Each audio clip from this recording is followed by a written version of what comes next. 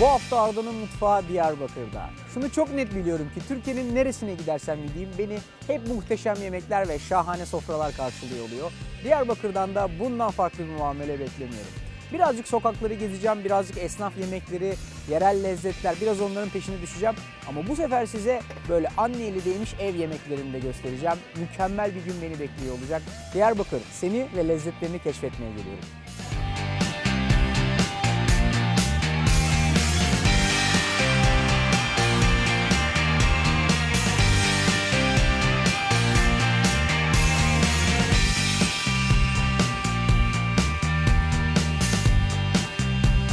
Şu anda üstünde bulunduğumuz bu şahane yapı 10 gözlü köprü ve altta gördüğünüz hafif su birikintisi de maalesef Dicle.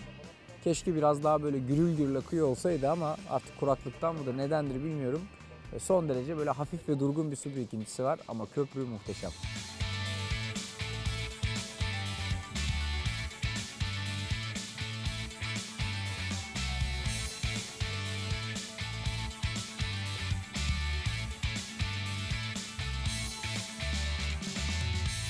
Diyarbakır'a gelince ne yapacağım diye düşünmeyeceksiniz. Hemen bir kahvaltı sofrasına oturacaksınız. Bunun için farklı farklı alternatifler olsa da tarihi Hasanpaşa Hanı'nda sizi aynen böyle bir kahvaltı sofrası bekliyor. Bana özel kurulduğunu sanmayın, gelen herkese bu kahvaltı sofrasını kuruyorlar. Kavurmalı yumurta var böyle ekmeğin içine düşmesi için. Sarıları kımıl kımıl. Sucuğumuz var. Bir tane de bundan tadalım. Boş durmayalım. Farklı farklı çeşit peynirler var. En az masada 6 tane farklı çeşit saydım. 1, 2, 3 ki bu Diyarbakır otlarıyla yapılan peynirlerinden bir tanesi. Aynısının otsuzu ve biraz daha az tuzlusu var. Siirt otlu peyniri var. Örgü peynirimiz var. Peynir konusunda şahane.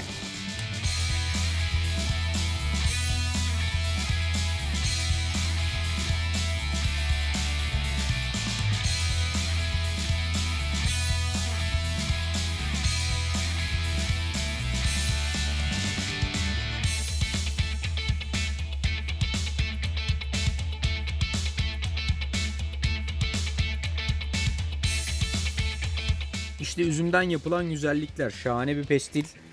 Böyle açarsın. Şakır şakır yersin. Bu işin de raconu aynen buymuş. Bunu böyle dürüm gibi yapıyorsun. İçinde ceviziyle beraber dürüm gibi götürüyorsun.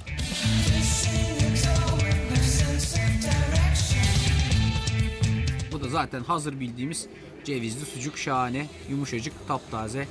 İşte Diyarbakır'ın üzümlü güzellikleri aynen burada.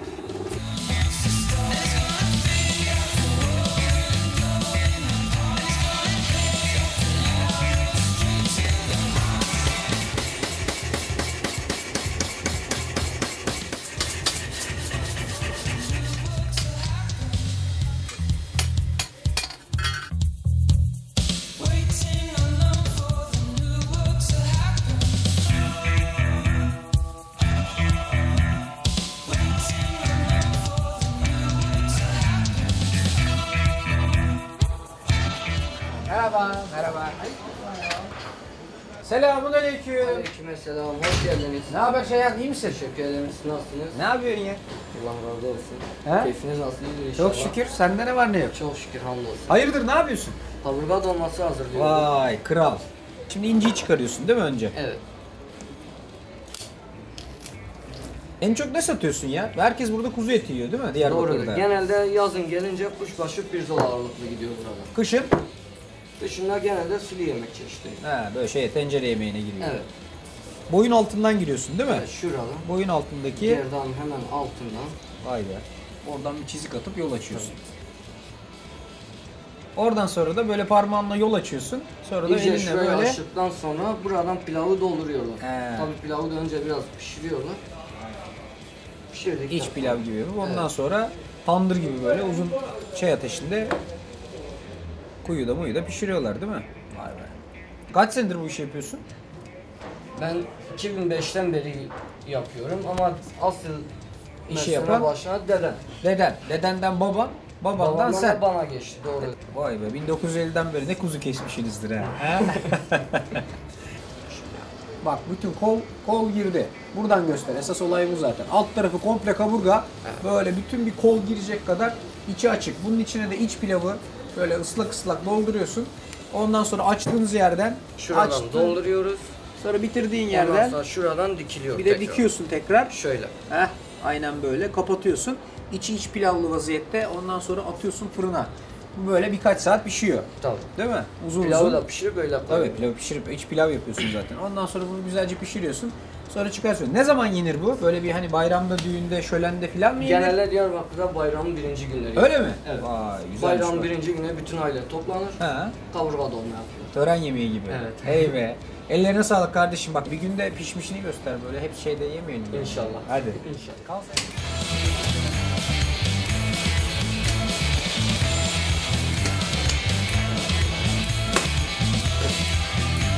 Ortadan bölüyorum abi Heh. şeyler. Kaburgası ayrı, sırtı ayrı, Tamam. kolu ayrı, butu ayrı. şekilde parçalıyoruz. Kaburgasını ayrı, sırtı ayrı veriyorsun. But kısmını ayrı veriyorsun But değil mi? ayrı. Sonra Ayrı.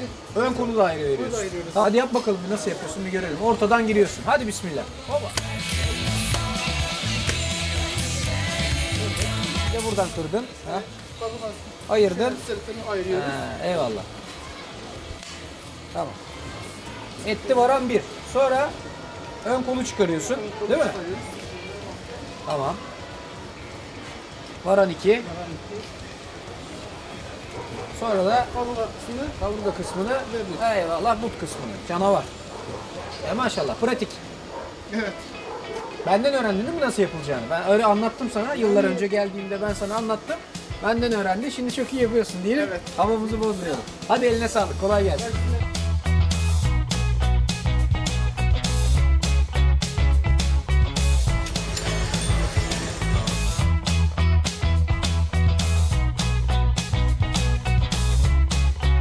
Hazır buraya gelmişken, tarifini de öğrenmişken meftune yapayım diyorum ama sumak suyu sıkacağım. Sumak suyu çıkıyor. Ne yapacağız? Tozdan mı sıkacağız? Yok. Taneden. Tane sumak. Ha, bunlardan. Tabii. Tamam. Bizde genelde akşam suya bırakılır. Hı hı. Sabaha kadar su demlendikten sonra Hı hı. suyu süzülür, tortu atılır. Atılır. Suyla yemek pişirirken Tamam. suyla pişirilir. O zaman bu bana çok gelir de bu küçüğünden var mı Var, sende? şöyle yarım kiloluk var. Heh, tamam. Bir tane bundan alayım. Bir de şu senin meşhur soslarından Bunlar da bizim kendi- dördünden de birer kendi tane özel denemelik alayım. soslarımız. Hazır gelmişken.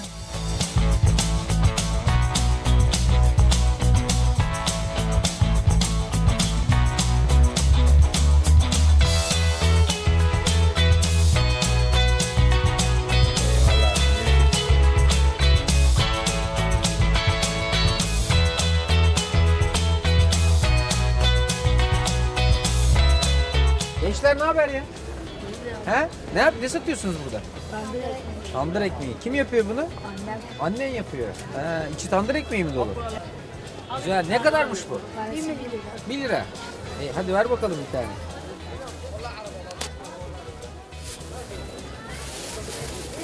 Al paşam. O zaman al. Hadi görüşürüz.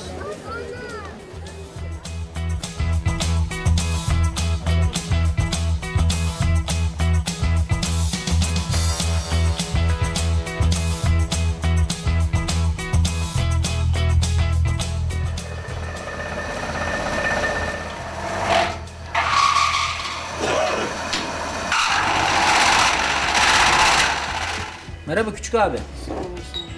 Adın ne? Abi adım Ramazan. Ramazan ne yapıyorsun burada? Vallahi abi şu an evlilik yapıyorum. He. Bunları yaptıktan sonra damda imalathanede Heh. nikelajı açıyorum zaten. Sen böyle kenarına ince işçilik yapıyorsun ha? Evet. Kaç yaşındasın peki sen? Şu an 14 yaşındayım abi. Yeni mi öğreniyorsun bu işi? Yok abi önceden de çalıştım. 6 yıl burada çalıştım yine çıktım yine geldim. 6 yıl mı? 14 yaşındasın. 6 yıl önce de mi çalıştın burada? Ha? Evet. Maşallah. Kenarlarına şimdi ince ince vernik atıyorsun ha? Evet abi. Çok teknik iş be. Vay maşallah.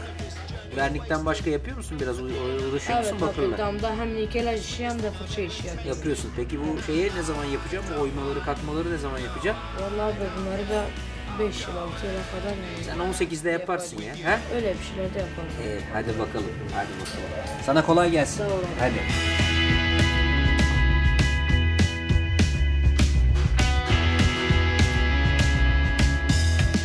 Elimde bir kitap tutuyorum. Kitabın adı Bayram Çöreği. kitabı derleyen de sevgili Nilhan.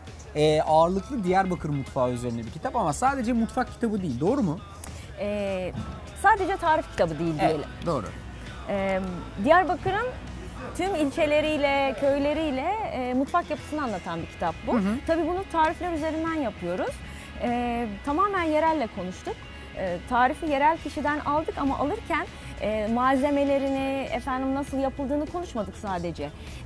Değişkenleri nedir? Geçmişle bugünü karşılaştırırsak bu tarif nasıl evrilmiş mi, evrildiyse nasıl evrilmiş, bütün bunları öğrendik. Yani yapılışı da var ve onun hikayesi, Evet, kesinlikle. kattığı değer sadece mutfakta değil, hayatın neresinde onu da gösteriyor, Evet, doğru evet, mu? evet. Çünkü bir tarif üzerinden biliyorsun Diyarbakır çok kozmopolit bir yapıya sahip, çok güzel, çok rengarenk bir kültürü var, şahane bir mozaik. Bir tarif üzerinden o mozaiğin neresinde durduğumuzu görebiliyoruz, anlayabiliyoruz. Ve kitaba adını veren de Diyarbakır çöreği. Bunun özelliği ne? Evet ve çok iyi bir örnek bu anlattığımız şeye. Geçmişten gelen bir tarif. Kültürler arasında hep kullanılmış. Evet. Ama nereye ait olduğunu içindeki baharattan, içindeki tattan anlamamıza izin veriyor. Pek çok yemekte olduğu gibi. Yani her türlü etnik kökenin olduğu bir tarif değil Ya mi? Bayram çöreği, Bu Diyarbakır için. Bu coğrafyanın izin verdiği ölçüde evet pek çok kültür bunu kullanmış. Kendince kullanmış ama temelinde Ermeni kültürü var. Bugün Türkler kullanıyor. İşte Süryanilerde görüyoruz. İşte tatlıymış, tatlı oranı değişmiş, baharatlar değişmiş Ya şimdi bak bir şey vesaire. söyleyeceğim. Bana böyle anlatarak olmaz. Madem geldik burada Diyarbakır Ekmek Fırını'nın önündeyiz. Bana bunu tattıracak mısın şimdi? Evet, hazırlamışlardı. Zaten vitrinde de görüyoruz. Tamam, o zaman tadarak konuşalım. Böyle kitap üzerinden tarifle bakarak olmaz. Tadarak konuşalım. Hadi o zaman sen önden, içeride galiba. sen önden, ben arkada şunun bir tadına bakalım.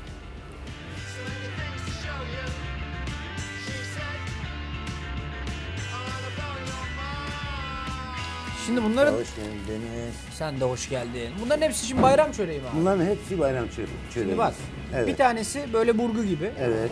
Bir tanesi saç örgüsü Saç örgü gibi. gibi. Bir tanesi de böyle bizim bildiğimiz tırnaklı pide Evet, gibi değil mi? evet. Ama hepsinin hamuru, içeriği aynı. İçeriği aynı. Peki. Aynı. Peki bunlar niye böyle farklı şekillerde yapılıyor? Bunun bir özelliği var mı abi? Bunlar sadece insanlar yani müşterilerimizin sabah kahvaltısında Ha. değişik olsun diye yani Aynen. pazarlama tekniği. Peki usta ben sana bir şey soracağım. Bu neyle yenir? Çayla mı yenir? Bu çayla. Sütle mi yenir? Çayla, sütle, kolayla yani her türlü yiyebilirsin. Bu aslında çok güzel bir örnek. Çünkü neden? Aynı topraklarda yaşamışız. Doğrudur. Farklı etnik kökenlerden geliyor Evet. olsak da birbirimizi beslemişiz, Tabii, birbirimizden tabii. beslenmişiz. Tabii. Ve eskiden şu anda olduğu kadar o senin de bu benim de yokmuş, her şeyi kardeşçe paylaşmışız Aynen abi. öyle. Bayram çöreğinde kardeş kardeş paylaşıp yiyorum. Aynen öyle. Abi senin de eline sağlık. Afiyet şeker Senin olsun. de emeğine sağlık yani böyle güzel bir şey getirmişsin. Yani şu anda- Benim de boğazıma sağlık abi. Ben de Afiyet götürüyorum şeker bunu olsun. yani.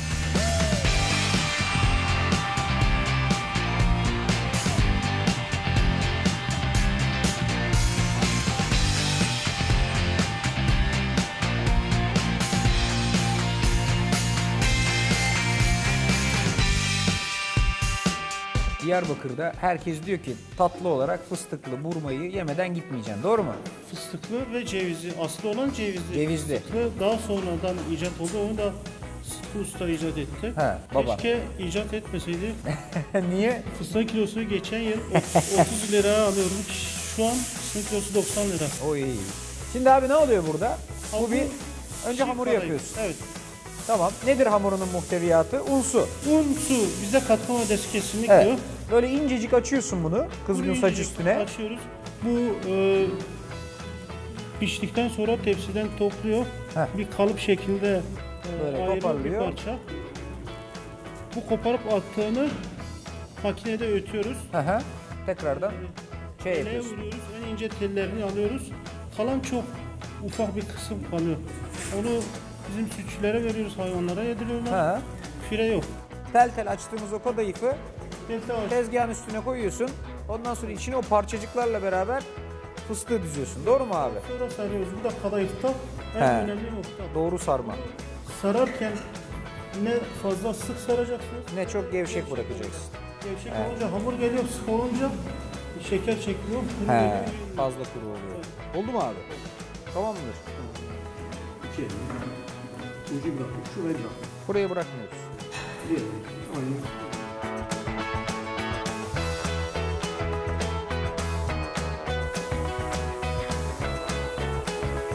Olduğu kadar, olmadığı kader. Tabii bak bizimki biraz uzun oldu. Benimki bol taneli. Bunu koydum, dükkan yıkıldı.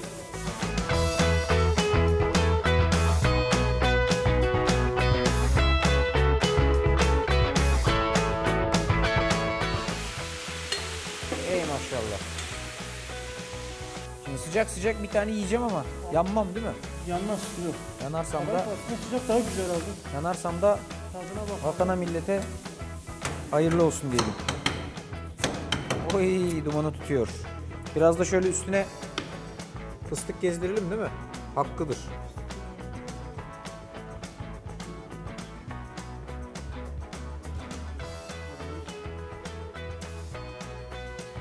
Hayırlısıyla yiyorum. Yuhuu. Sıcak daha güzel olur dedin. Kandırdık. Tongaya mı düştük? Ha? Benim ağzımın içi bakırdan yapılmış, yanmıyor ya. Vallahi canavar.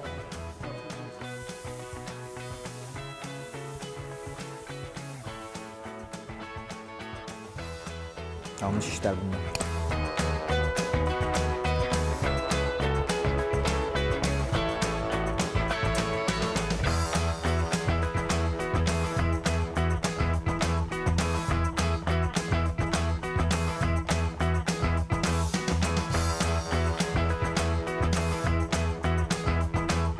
Never ablacığım, bizi misafir ettin. Ellerine sağlık, şahane de bir sofra kurmuşsun.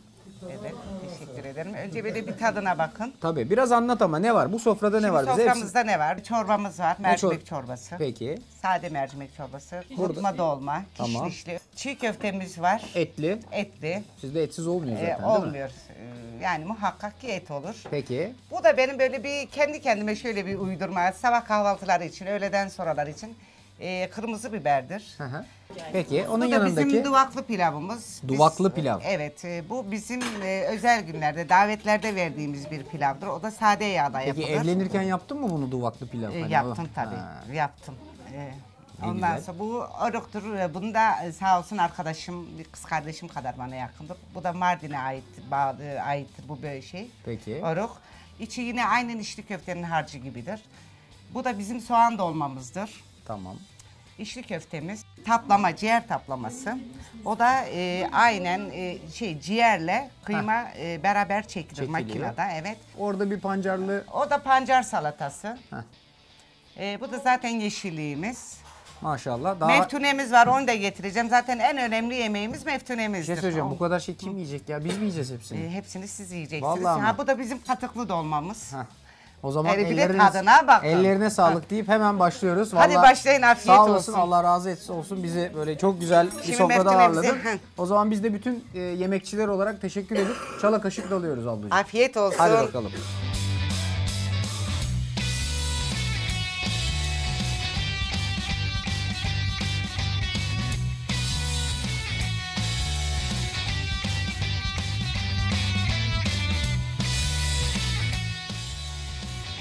Diyarbakır aynen işte sizin de gördüğünüz gibi hakikaten hem gezilip görülecek yerleri hem tarihi dokusu hem de lezzetleriyle yani çok akılda kalıcı bir yer. Ve benim de yani tahmin ettiğimden çok daha fazla etkiledi açıkçası. İnanılmaz güzel yemekler yedim, müthiş lezzetler. Hem sokaklarda yenilen yemekler, hem ev yemekleri, hem böyle anne eli değmiş yemekler, tatlılar vesaire derken işte gördüğünüz gibi gittik. Yedik içtik geldik. Ama öyle yedik içtik geldikle olmaz. Biraz oralarda gördüğümüz, biraz oralarda böyle hani nasıl diyeyim, deneyimlediğim şeyleri tabii ki sizlerle paylaşmak için buradayım. Mümkün olduğu kadar da hani böyle yapılabilecek ve oranın en özellikli olan yemeklerinden bir tanesini paylaşacağım sizlerle. Yemeğin adı meftune. Farklı zamanlarda farklı içeriklerle yapılabiliyor. Yani yazın da yapılabiliyor, kışın da yapılabiliyor. Farklı farklı içeriklerle gayet güzel ve lezzetli bir sonuç alacağınız yemek. Şimdi meftune dediğiniz şey aslında kuzu eti ve mevsimine göre içeriğinde değişkenlik gösteren kış kabağı ya da patlıcan. Yani bunu genellikle yazın patlıcanla yapıyorlar ama kışın kış kabağıyla yapıyorlar. Bilenler kış kabağının ne olduğunu gayet iyi biliyorlar. Fakat bilmeyenler için bir kere şöyle üstünden geçmekte fayda var. Şu anda tezgahın üzerine benim doğradığım şey aslında kış kabağı. Şöyle size göstereyim. Yani görüntü olarak ve içi olarak birazcık bal kabağını andırıyor.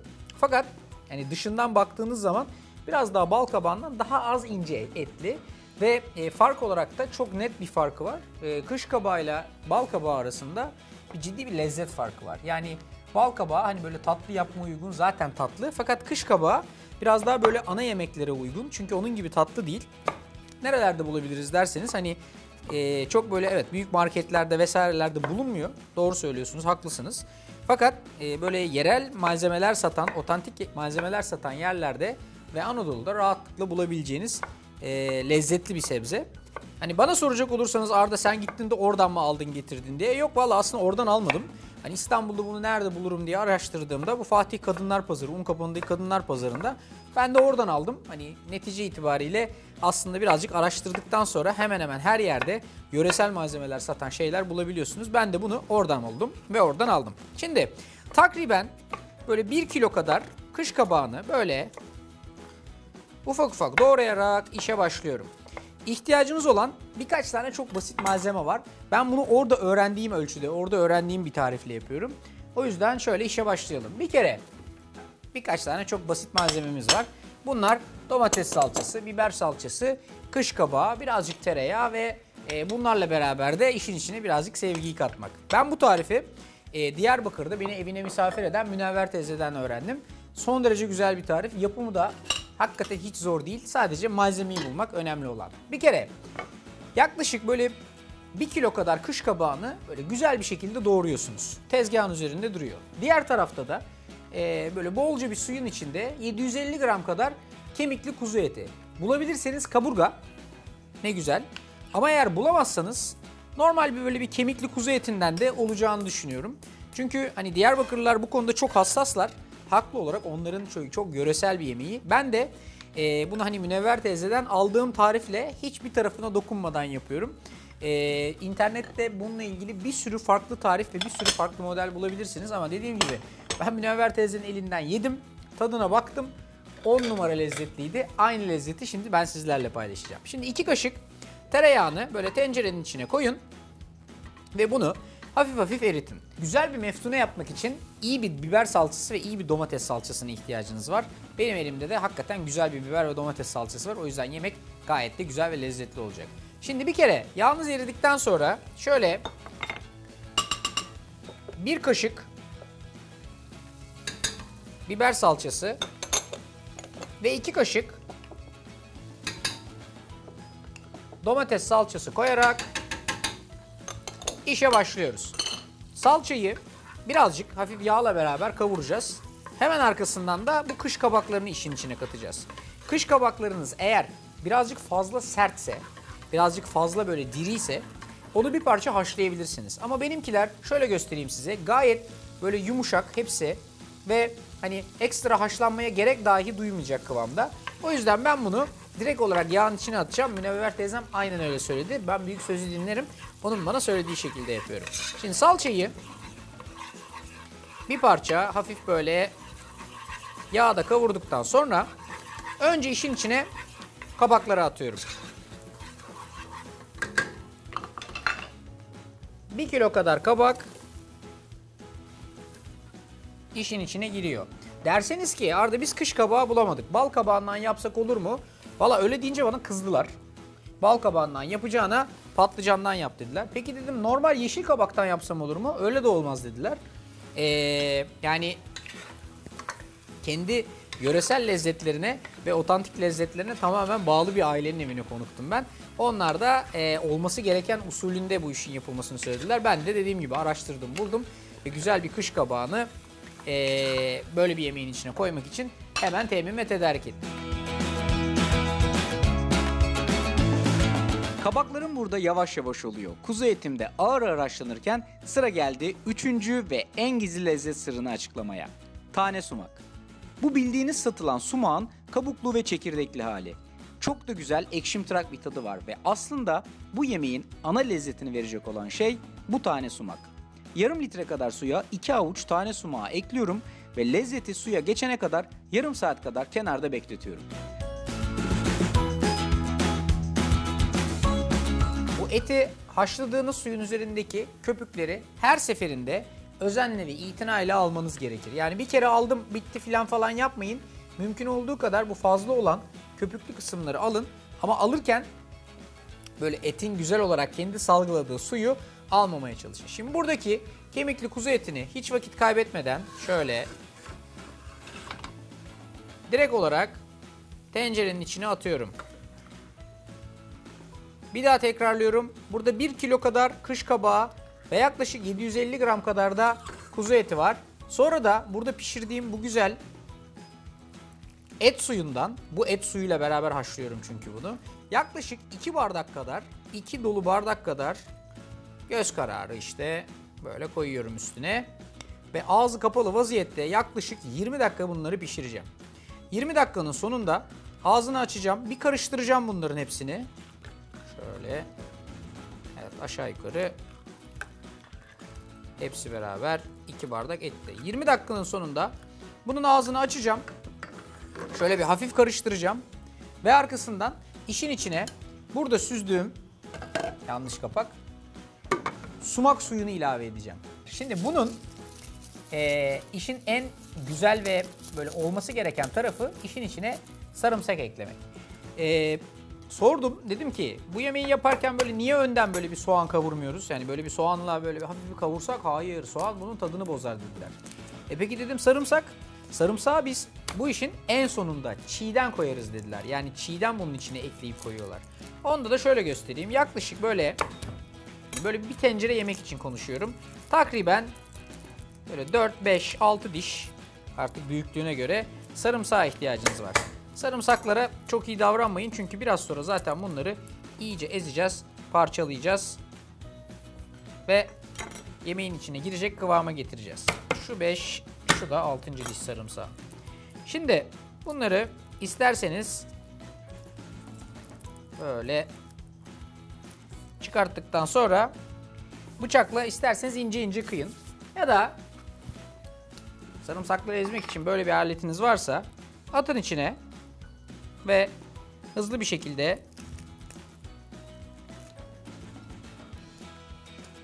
sarımsakları ezerek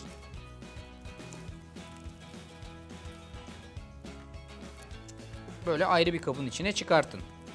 Bunu en son olarak yani yerken çiğ olarak tabağın içine koyuyorlar ve hakikaten tadını inanılmaz arttırıyor. Bana da ilk başta çok saçma gibi gelmişti görüntü olarak. Fakat hani mutfakta, yemekte, yemek yaparken ön yargıların ne kadar yanlış bir şey olduğunu, ne kadar sizi yanlış sonuçlara götüreceğini daha önce de defalarca söylemiştim. Ben de küçük çaplı böyle bir ön yargı yaşadım. Ondan sonra da bu ön yargımın ne kadar yanlış olduğunu kendi gözlerimle gördüm. Şimdi sarımsağımız hazır. Şunları da şöyle kenarda tutalım. Gelelim buradaki sumağın işin içine katılış safhasına. Şöyle yapıyoruz. Sumağın çekirdekli olan kısmı üstte duruyor. Ama unutmayın toz gibi bir kısmı var. O da tortu olarak en altta. Şimdi bu ikisini birbirine karıştırmadan ortadan suyunu alacağız. Sizden isteğim şu. Alın bir kaşıkla şu üstteki üst katmanı bir kere tamamen suyundan bir ayırmaya çalışın. Biz sadece saf olan bu ortadaki sulu katmanını istiyoruz. O yüzden ben şimdi bunu bundan hızlıca ayırıyorum. Ve ortadaki sulu katmanını yani 2 bardak kadar çıkacak olan bu suyu, sumak suyunu tencerenin içine katacağım ve bir 15 dakika daha aynı şekilde pişireceğim. Unutmayın 20 dakika etleri haşlıyorsunuz, 20 dakika kış kabağıyla beraber pişiriyorsunuz. Ondan sonra da en son olarak da yaklaşık böyle bir takriben bir 15 dakikada buradaki üst katmanı aldığınız sumak suyuyla beraber pişiriyorsunuz. Yani size çok acayip göründüğünü tahmin ediyorum. Ya bu nasıl enteresan bir yemek diyor olabilirsiniz. Fakat sonuç hakikaten muhteşem oluyor. Gerçekten çok lezzetli. Bir o kadar da güzel ve değişik bir yemek oluyor bu. Yeter ki şunu iyice bir süzeyim. Şu tortusundan mümkün olduğu kadar ayırayım. Bunu mümkün olduğu kadar güzelce süzdüm. Artık kepçe kepçe alıp buradaki arkadaşla birleştirmenin vaktidir. Ama garanti olsun çünkü bunun üstünde bir sürü hani dışarıdan gelen çer çöp de kalmış olabilir. Şöyle bir kepçe altındaki tortuya hiç bulaşmadan alıyorum ve Garanti olsun diye yine süzgeçle süzerek işin içine ilave ediyorum. Takriben böyle 2 bardak kadar sumak suyunu yine takriben 10-15 dakika kadar yemekle beraber pişiriyorum. Sumak çok fazla kullanılırsa eğer eti birazcık fazla sertleştirme özelliğine sahipmiş. Münevver teyzem öyle söyledi. O yüzden dedi ki aman Ardacığım bunu kararında yap. Fazla da çok da fazla pişirme. 10 bilemedin 15 dakika sonra ya da daha doğrusu eskilerin dediği usulde yemeğin salçası, yağı etin üzerine çıkana kadar bunu pişir. Ondan sonra da sofraya getir. Yerken de hep afiyetle bizi an dedi. Ben de yani bunu yaptıktan biraz sonra sofraya getirdikten ve sizin önünüzde tadına bakarken de onu anacağıma gayet kendimi emin hissediyorum. Şöyle sumak suyunu da koydum. Bir temel karıştırdım. Parçacık baharatlarını vermek lazım. Artık bu safhada şöyle tuzunu ve karabiberini veriyorum.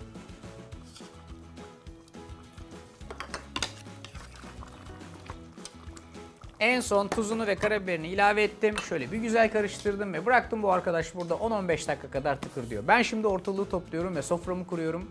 Münevver teyzemin aynen bana öğrettiği gibi bu muhteşem Diyarbakır lezzeti meftuneyi nasıl servis ettiğimi ve nasıl bitirdiğimi size gösteriyorum.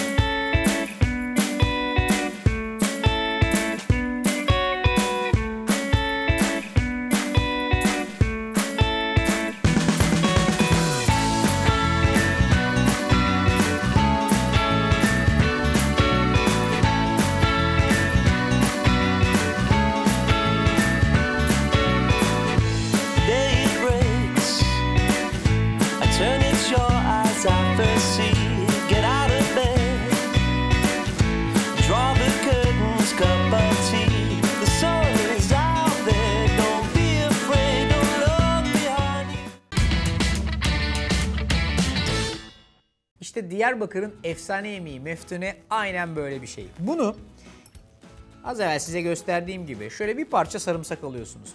Bunu en son noktada koyuyorsunuz. Şöyle ortasına küçük bir krater yapıp sarımsağı işin içine ilave ediyorsunuz. Sonra kaşığınızla sarımsağı güzel bir şekilde yemeğin suyuna yediriyorsunuz. Bunu pişirirken yapmamak önemli bir detay. Çiğden ekliyorsunuz. O zaman hakikaten muazzam bir lezzeti oluyor. Aynen ben de bana öğretilenler gibi yaptım. Sonra kaşığınızın içine bir parça kuzu eti, biraz da bu kış kabağından ve bolca sarımsaklı sosundan alıp şöylece bir tadına bakıyorsunuz ki lezzeti var ya hakikaten çok güzel. Nefis bir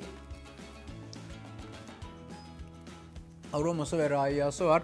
Kuzu eti, sumağın hafif ekşiliği, sarımsağın lezzeti hepsi bu tabağın içinde birleşmiş. Gerçekten muhteşem bir sonuç. Eğer siz de bu tarifin ve Diyarbakır gezimin detaylarını merak ediyorsanız Facebook'taki Arda'nın mutfağı sayfasına girip oralarda neler yediğimi, nereleri gördüğümü, nasıl lezzetleri keşfettiğimi ve bu tarifin bütün detaylarını edinebilirsiniz. Ya da Twitter kullanıyorsanız Arda_Türkmen, Instagram kullanıyorsanız Arda Türkmen, sosyal medyadaki adreslerim. Lütfen yaptığınız bu Arda'nın mutfağı programında görüp de yaptığınız bütün yemekleri benimle paylaşın. O zaman çünkü mutfaklar paylaştıkça büyüyor, Arda'nın mutfağı da paylaştıkça büyüyor. Benim yaptığım yemekleri sofralarınıza koydukça ben daha çok mutlu oluyorum. Ben bugün güzel bir Diyarbakır yemeğini hem bilmeyenlere tanıtmak hem de bilenleri taçlandırmak ve onurlandırmak adına mutfağıma koydum. Umarım siz de bu tarifi yapar, mutfaklarınızı böyle bir lezzetle şenlendirirseniz. Bu haftalık benden bu kadar. Haftaya görüşmek üzere. Kendinize çok iyi bakın. Allah'a ısmarladık.